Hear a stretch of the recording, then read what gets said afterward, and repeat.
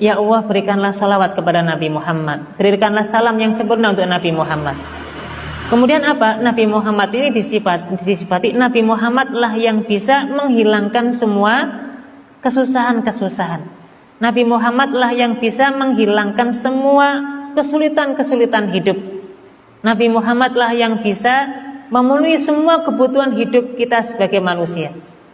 Nabi Muhammad lah yang bisa menjadikan kita mendapatkan semua harapan-harapan yang kita pernah mohonkan. Termasuk Nabi Muhammad lah yang memberikan husnul khotimah bagi seseorang. Nabi Muhammad lah yustasqa al-ghamam. Nabi Muhammad yang bisa menurunkan hujan. Ya. Maka Bapak Ibu, kira-kira lafaz ini benar atau tidak? Disinilah letak kekeliruannya. Kalau Anda mengatakan bahwa sholawat nariyah itu syirik, berarti Anda menuduh banyak ulama yang terjerumus dalam kesyirikan. Bahkan Syekh Mufti Mesir yang bernama Syekh Ali Jum'ah, itu beliau pernah menukil bahwa beliau mendapatkan sanad sholawat nariyah ini dari guru beliau yang bernama Syekh Abdullah Al-Ghummar sampai pengarang sholawat nariyah, yaitu Syekh Ahmad At-Tazi Al-Maghrib atau Maruku. Jadi intinya sholawat nariyah itu sholawat yang dikarang oleh ulama Maghrib, ulama Maruku yang sangat masyhur ketauhidannya. Bagaimana mungkin seorang ulama masyhur ketauhidannya bisa terjerumus dalam kesyirikan? Kan lucu. Bahkan Mufti Mesir sekaligus Syekh Ali Jum'ah pun pengamal. Di Indonesia jutaan para ulama mengamalkan sholawat nariyah. Jadi begini, kalau orang yang mengatakan sholawat nariyah itu syirik, satu, karena mereka menganggap bahwa para pengamal dianggap tidak mengerti prinsip-prinsip tauhid. Yo jenenge ulama yo mesti ngerti leh kan kedudukan antara al-khaliq wal makhluk, kedudukan antara sang pencipta dengan makhluk. Allah sang pemberi manfaat dan madarat. Rasulullah adalah orang yang mulia yang kita takzimkan. Jadi orang yang mengamalkan sholawat nariyah tidak mungkin menganggap Rasulullah sebagai Tuhan. Catat itu satu. Yang kedua, pengarangnya seakan-akan ceroboh. Ceroboh bagaimana? Menjadikan redaksi itu masuk ke dalam jurang kesyirikan. Padahal ini kemungkinannya sangat kecil. Wong yang mengarang itu seorang ulama yang masyhur, namanya Syekh Ahmad At-Tazi Al-Maghribi. Bagaimana mungkin seorang ulama yang kemasyhuran tauhidnya dipertanyakan redaksinya yang salah? Yang ketiga kemungkinannya para penuduhnya yang ceroboh, para penuduh yang mengatakan bahwa pengamal sholawat nariyah jatuh dalam kesyirikan itu mereka tidak memahami dan mencermati redaksinya. Ada 4 bahasa. Jadi sholawat nariyah itu seperti ini: Allahumma sholli sholatan kamilatan wa salim salaman taman ala sayyidina Muhammadinil ladzi tanhallu bihil uqadu. Ini yang dibahas, alladzi tanhallu bihil uqadu wa tanfariju bihil kurabu. Yang ketiga wa tuqda bihil hawaiju. Yang keempat wa tunalu bihir raghaibu. Nah, seakan-akan tanhallu bihil uqadu, Rasulullah Muhammad yang melepaskan ikatan-ikatan atau santet-santet itu. Wa tanfariju bihil kurabu, Rasulullah yang melepaskan sesuatu yang asalnya sulit menjadi mudah. Wa tuqda bihil hawaiju, Rasulullah yang mengabulkan hajat-hajat. Wa tunalu bihir raghaibu, dan Rasulullah yang menjadikan impian-impian, keinginan-keinginan kita itu terpenuhi. Seakan-akan kedudukan Rasulullah menjadi Tuhan. Ini kamu harus belajar sorop lagi kan kalau memahaminya seperti itu.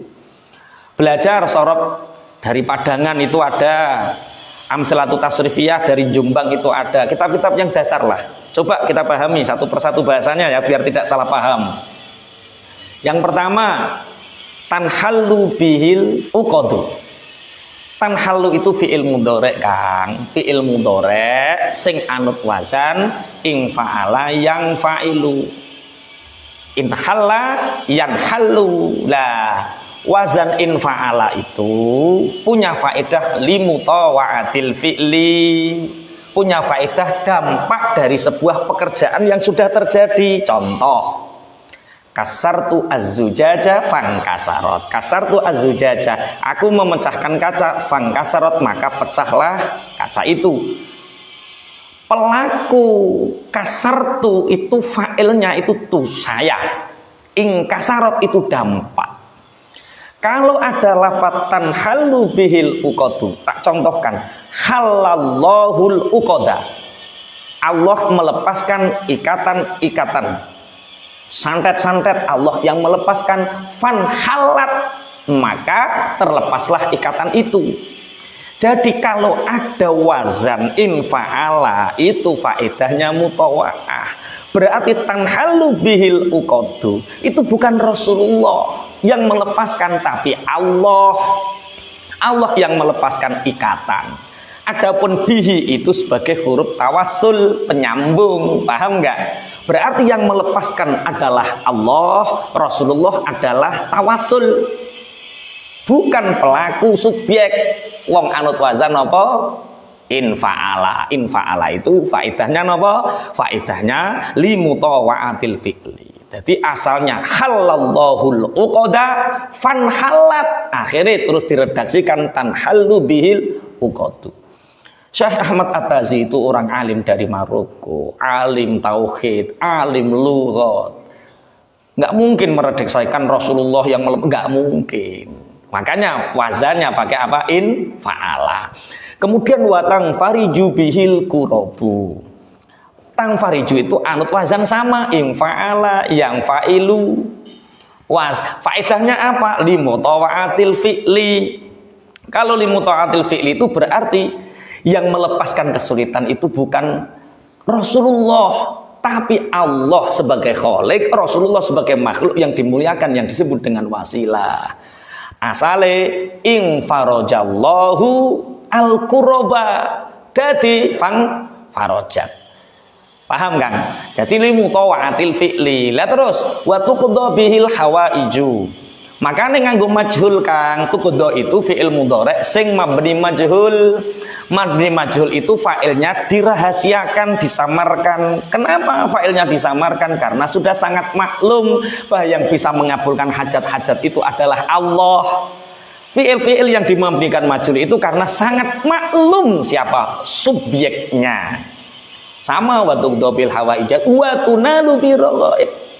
Pakai majhul lagi. Kalau fi'ilnya majhul, mudhoreknya majhul, itu berarti fa'ilnya sudah maklum, sudah sangat diketahui. Jadi tolong teman-teman yang mengatakan bahwa pengamal sholawat nariyah itu syirik, jangan ceroboh. Belajar sorok dulu, faedahnya apa, redaksinya bagaimana, dicermati. Jangan mudah mensyirikkanlah kalau tidak ngerti. Kalau Anda mensyirikkan sholawat nariyah, berapa juta ulama yang terpadal ulama-ulama saya pengamal sholawat nariyah dan saya paham betul isinya bahwa kedudukan Rasulullah itu makhluk, Allah itu sang khalik. Jadi faedah dari ing fa'ala itu limutawa'atil fi'li, dampak dari sebuah pekerjaan yang sudah terjadi. Allah yang melepaskan ikatan sihir, Rasulullah sebagai wasilah yang kita muliakan. Allah yang mengabulkan segala doa, yang menghentikan sebuah kesulitan, Rasulullah sebagai wasilah. Jadi gini, teman-teman yang mensyirikkan sholawat nariyah harus memahami bahwa bahasa Indonesia dan bahasa Arab itu memiliki logika khas yang berbeda. Masing-masing punya logika khasnya. Makanya menerjemahkan bahasa Arab ke dalam bahasa Indonesia tanpa memahami bentuk bakunya akan melahirkan pemahaman yang salah. Makanya kenapa tak jelaskan tentang sorofnya, agar kita tahu bentuk baku bahasa itu sehingga kita menerjemahkannya menjadi benar. Kalau Anda menerjemahkan bahasa Arab ke dalam bahasa Indonesia tanpa menggunakan kata baku yang benar, tanpa menggunakan meneliti struktur bakunya, maka Anda akan terjerumus kepada pemahaman yang salah. Hati-hati.